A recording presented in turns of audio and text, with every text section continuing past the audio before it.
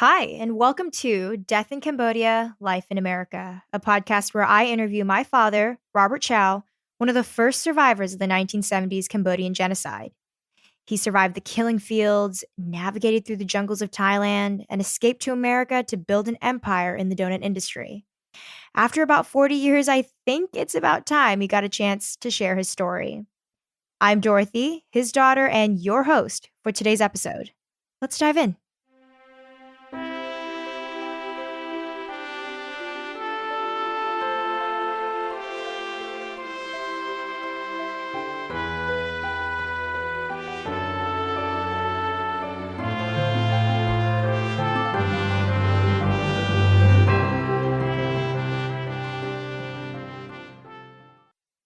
Hello, everybody, and welcome back to another episode of Death in Cambodia, Life in America.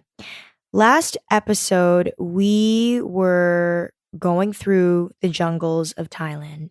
Robert was with a group of people and going through a dangerous jungle where they had to escape dangerous animals, malaria, landmines, which when he was going through the path, he had seen animals fall into, Khmer Rouge soldiers. Easy to get lost in the jungle as well because it's so dark, you can't see, you can't recall where you're coming from. And at this point, last we left off, Robert had heard a rooster crow after about 2 days of traveling through the jungle. And we're excited, but we're also kind of scared because we don't know, is that a Khmer Rouge camp or is that a village that we're close by to? So, Ba? Hey, good morning, everybody. And yes, we were at close to the Thai border, we guess. We didn't know where we at. Mm-hmm. But I think, I believe the rooster crow, it's quite a bit because it's not just one rooster. It's at least, you can hear it's close, far, or probably a mile or half a mile. So we didn't know. We stopped and discussed. I said, hey, I think it's got to be really close to the village or to a Khmer Rouge camp. Because normally you wouldn't hear any roosters in the jungle because roosters are next to like a village. If you hear a rooster, that means you're close to a bunch of people. A bunch of people, and plus, I think this guy said, this is not a wild rooster. He can tell. He said, this is it. It's a village or a camp or somebody. It's really close. So we stopped. We was kind of exciting and a little bit, and then we calm down, and then we think that what happened if that's not the Thai village, if it Khmer Rouge camp. We just sit down with the wet clothes, and it was cold. It was cold because it was rain. Then we just look at each other, 5 of us, and quiet and silent.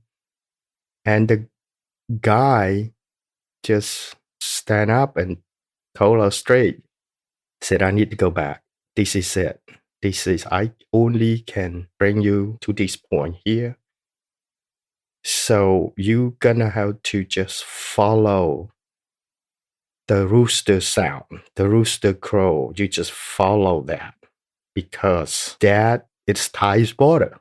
He just told us that because he doesn't really want to scare us that, hey, you might be hit the Khmer Rouge camp. And for him too, this is his first time doing it as well, leading some people like you. Right. At this point, he doesn't want to risk his life either. I mean, he's done his job. He hears a rooster crow. It's time for him to get back and get out of here because exactly. Let's say it was a Khmer Rouge soldier. He would have been killed Oh yeah, we all Absolutely. been kill. Everybody. Yeah, Right. everybody. So he doesn't. He didn't want to risk his life. Right. He got his money. He got. Right. So I think we got no choice. At this point, we got no choice. I did prepare that we're gonna face a lot of challenge, risky. So I told everybody, I said, okay, let's move forward. Let's walk toward the rooster crow. How did everybody else feel? Everybody just kept quiet. What you gonna do? I think somebody have to really make the decision here. You want to go back, follow this guy, or what? We went this far. We survived all of these wild animal trap, landmine, and now we hear the rooster crow. That's mean. Hey, either we gonna die or we gonna alive right now. Was there anybody in the group that resisted, that was scared? Well, everybody's scared, but I mean, anybody who really resisted towards it, or not really? No, not really, because I think, hey, let's go. Let's go. Let's Yeah. go. Because I went through so much for 4 years in the camp. And so did everybody else. Not really, Mm, because the people that went with me, that 4 people, now they stay in village. I see. They didn't really went through what I went through. I see. They weren't separated from everybody else. No. Yeah, like you were. No, they was in a village. They have food, and I bury dead body almost every day. So I went through so much before. So this is very interesting because throughout this entire time of the escape, somebody needed to step up. And it seemed like from the story and what we can hear, you were really the one that was kind of rallying people together. You were the one that were like, okay, let's go through this first. All the brave decisions were coming from you kind of as the leader. And maybe this is a great point, has to do with the fact that you had gone through so much at this point. Yes, I think, I think that's right, because I went through so much. So my decision, I don't want to stay in this country. I don't want to stay in this communist regime anymore. Even I'm die. It's okay. At least I know what purpose. I know what I did. Why you died. Why I died.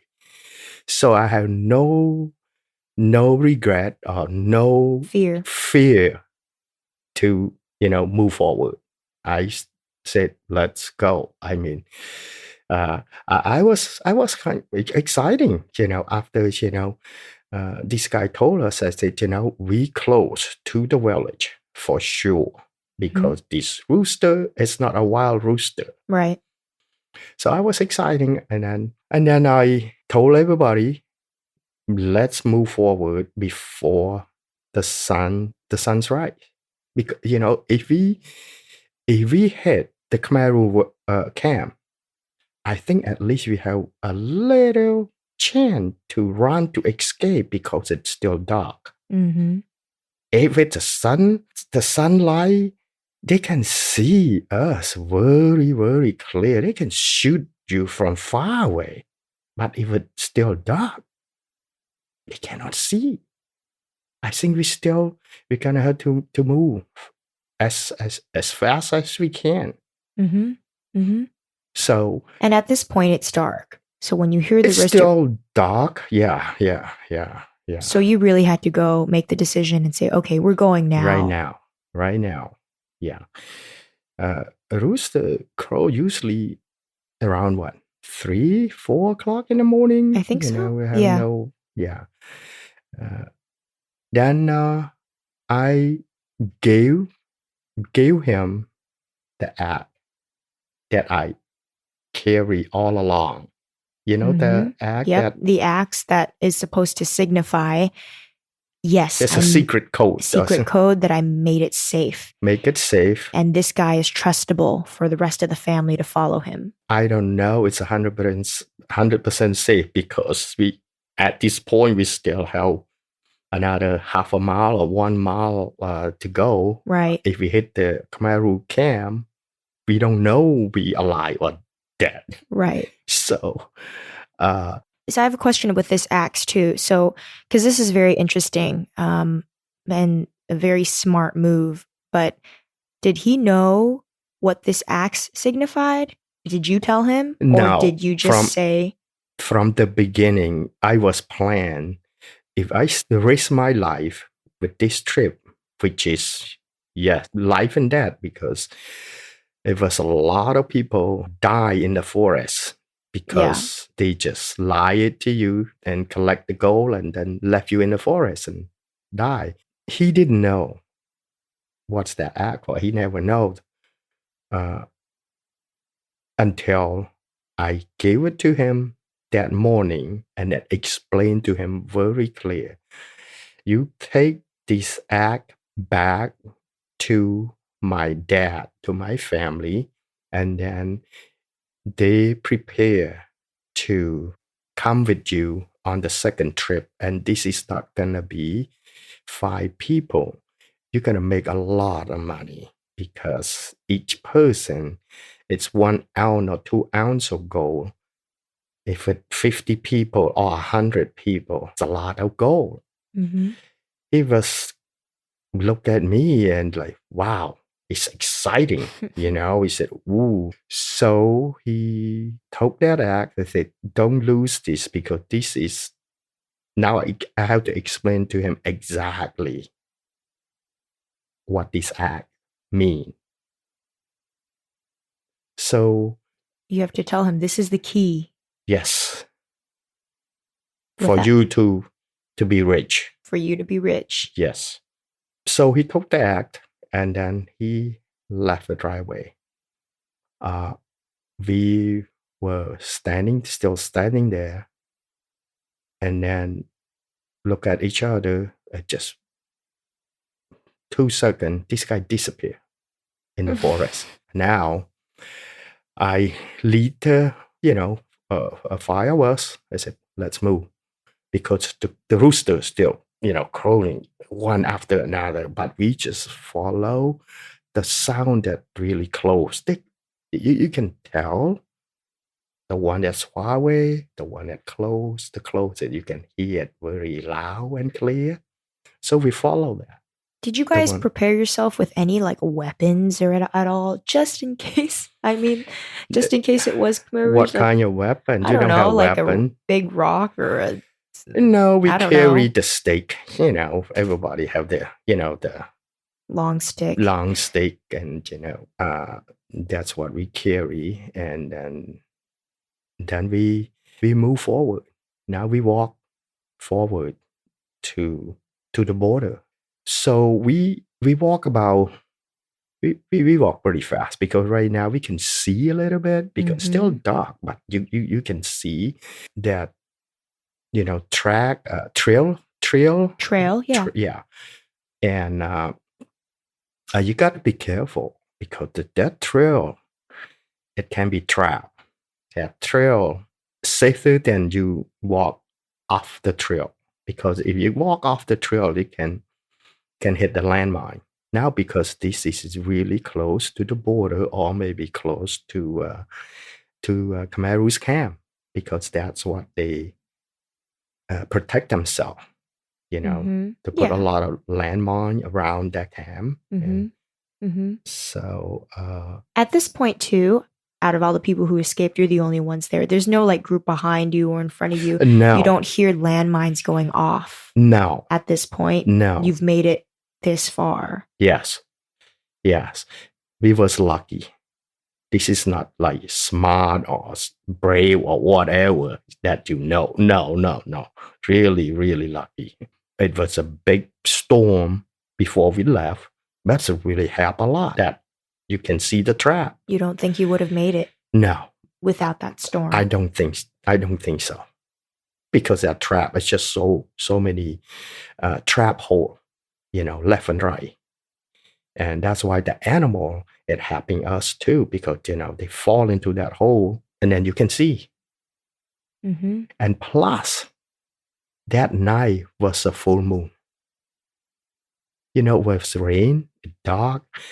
Rain. It was funny. It's not like when it rained, it just pouring, and then it stopped. It just stopped about 1 hour, 2 hour, and then stop, and then it hit again and stop. It was the Sounds like a miracle. yeah, yeah, yeah. And a full moon, so you got a lot of light to see. Not a lot of light, but you can see because it's a full moon. When the rain stopped, the cloud was gone. It's clear. It just and then you can see the light through thick big tree forest. You still can see. Not very clear, but at least you can see the trail. You cannot walk fast because you're gonna have to be really careful. Yeah. And then the fact that it was pouring and then it stopped, pouring, then stopped. Every time it stopped, it let you move forward. Yes. And then rained again. You still walk, but it's just slower because it's slippery. You don't know what you're gonna step into. Right. But then when it was raining, it's dark. When it's clear, and then the moon shining, and then you can see. It was miracle. It was lucky that night. So we walk about maybe 1 hour or 45 minutes toward that rooster sound. And now it's getting closer and closer. And then we see the light. Now we saw the light that far away. Oh, probably another half a mile. And now the forest, we realize it's not too many trees anymore. It's just kind of like, it's clear. Right. It's getting thinner, and then there's no much bush around us anymore. It's just like you're going towards the end of the forest. Exactly. Yeah. Now we realize that, this is getting close. It's into the forest. But then we see the light. It's the light. We know this is somebody's home. Or it's camp. So only now one house? It's about a few houses along that border there. A few houses. So now we got to be really, really careful, but what can we do? We're still gonna go forward toward that house, that light. So that light is not a electricity. That light, it's just the fire. Fire, right? Exactly. That fire is for the cow, because at night I think they put fire for the cow because of mosquito, and all that stuff. Right. And I told everybody, if the Khmer Rouge camp, make sure everybody take care of yourself, because we cannot. We just run. Whatever you can, whatever you decide, whatever you think, you gotta have to prepare. Half a mile, it's life and death. I think everybody need to know. I cannot take care of you. You cannot take care of me. Just run. Take care of yourself. So everybody know we walk, we move forward, and then now we not walk in a group anymore. It's just like a soldier now. We separate, we follow. I walk first because nobody want to go first. So I go forward first. If it the Khmer Rouge camp, if they it's only see me, because you may be 100 yards separate from each other. The second one is Tom. The third one with his sister and the dad. They walk pretty close to each other. That's the last five of us. So I said, okay, if something's happened to me, if it's, of course, they're going to see me first. Of course, they're going to shoot, then you guys better run. So you did that as like a kind of like a safety. So you're going to stand a little bit further away in the front so that if it was Khmer Rouge, they see you first. Of course. And then if you get shot, that means that it's a Khmer Rouge, gives the opportunity for the rest of them to run and to escape. Yeah. Yeah. Because if we really walk together, they're going to see all of you. I mean, they're going to see all of us. So I went first. I walked toward that fire, and then I hit the fan. I said, "Oh, wire fan? It's just the regular. It's not just that. Just for the protect the animal, the cow. Don't let the cow go out. Right. Run away." Mm-hmm. So then I realized this fan is just like in Cambodians in a village. They put the a couple of wire and with the wood pole. Right. Oh, this is not camp. This is really somebody living here. So I was so happy. I said, wow, we safe. So I just waved Tom. I said, hey, we made it. I think it's Thailand. And it was exciting and all that. And suddenly, I think at that time, the sun starting, you can see now, sunrise is coming up. A Thai's farmers start very early. Yeah. So then I can hear they speak Thai. Mm. Oh, we so released. I said, wow, we were so happy that we made it. So then we walked toward, and suddenly one guy came out from the house toward the cow. We saw the cow. You're next to the cow. Next to the cow, and then they thought we Khmer Rouge. Then they scream and I don't know what they did, and then suddenly, I mean, it's not a whole lot of people that live along that border, but a few.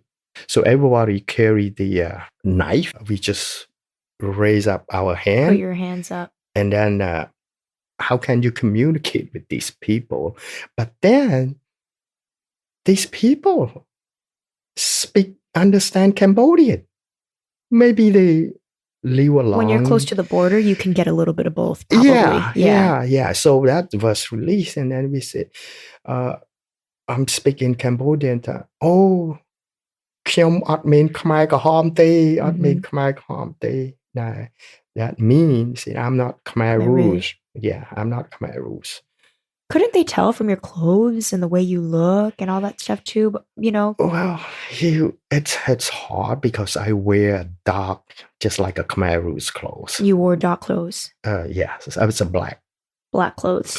So, I mean, how can you tell the difference? That's not a good outfit for crossing the border. No, but that's all you have. Yeah. And it's no ID, nothing that can prove to them that you're not the Khmer Rouge. It's nothing. It's no paper. So now it's about 10 or 15 people. So then they understand, and then now they calm down a little bit, and they speak Cambodian, not very clear, but we understand. Now it's about 15, 20 meters apart because they don't want to get close to us. So they said, oh, take off your clothes, So I just take off my clothes and all of that. And everybody, all of you guys took all your clothes off. Yeah, the man, and then the girl, I mean, she is only 13, 14 years old. And she cannot take off. And then the guy said, it's okay. They worry about the guy. Right. Because they might have weapons. So we took off the clothes and everything, and you still raise your hands up, and take off the clothes. So you guys are on your knees? No. No. Just on you're still standing. Still standing. Then they feel comfortable because they have 15, 20 people. We just fire us. They can tell, and I was skinny.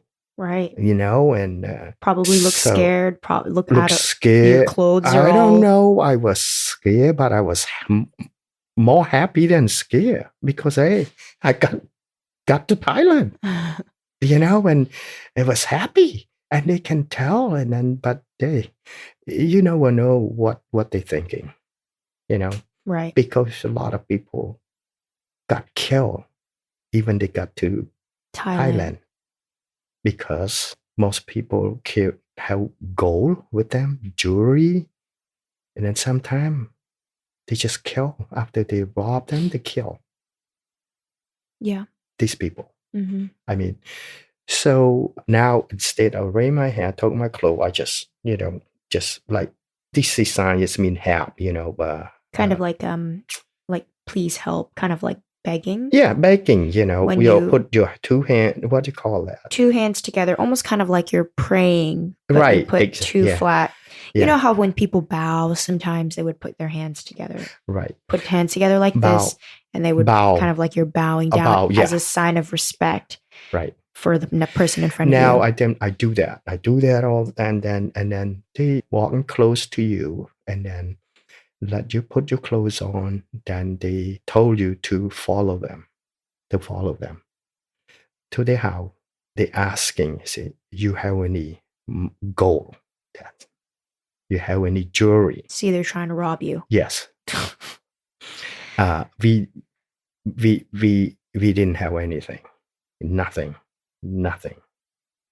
So then I believe they call the government. They call because this is probably the first group to make it across. To Thailand. I'm going to say that again. This is the first group. Robert's the first group to really make it across the Thai border. I mean, if you think about the history, most of the refugees really didn't start crossing the border until 1979. I'm the first. After then, after the guy went back, then more people came. The second group, that's probably 100. The third group, maybe 1,000, or just follow him. And then now. But this was the first original 5 people that really kind of paved that way through the forest. So this is crazy. And by 9 or 10 o'clock, I believe, maybe 3 or 4 hours later, they took us. After then, they asking us if we have any gold or jewelry. We didn't. They really strip us. And then the girl that 14, 15 years old at that time. So the lady took her to the room and strip her too, and just see if she had any gold or jewelry. She was lucky because I think probably the first group, because these people didn't really meant to hurt anyone, just want the gold or jewelry. If we didn't have it, which is fine. And after then, they took us to a temple that close by in that village. There's a lot of temple in Thailand. Do you remember what this city was called now looking back at it? No. You don't know what city I this is? don't know what city. No, right. Yeah. Thai city. They took us to the temple. Not that far. I think it's a walking distance. Okay. So they let us wait there, and they was nice and brought us some food. So we wait there. After 3 to 3 hours, then the tank soldier, a lot of army soldiers came in because I think they thought it's Khmer Rouge. They try to, at that time, they know that a lot of Khmer Rouge soldier, plus they afraid of the Vietnamese soldier too, because the Vietnamese invasion Cambodia took over Cambodia. Mm-hmm. So Thais was worried that the Vietnamese is gonna try to invasion Thailand too. Mm-hmm. So they put a lot of soldier along the Cambodian border. So when they heard that, then there's a lot of soldier came in. Thai soldiers Thai soldier with big machines. with the machine gun, with and all of that. So by noon, now we face another challenge. Now we pass all of these risky walking across the forest and all of that. Now the Thai soldier took us into just like a police lock you down. I Like mean, like a jail. like a jail. Yes, yeah, to lock you down and ask you all kinds of questions. The whole purpose, they just want to know who you are. Investigate. Yes, it's separate. Now we're not together anymore. They asking me. They said, "Hey, are you a Khmer Rouge soldier?" I said, "No, I'm all of that." Sometimes they raise their voice, they kick you, they hit you. They try to get Information out of you. the true information. They still don't believe you that you are just the regular people try to escape from Cambodia.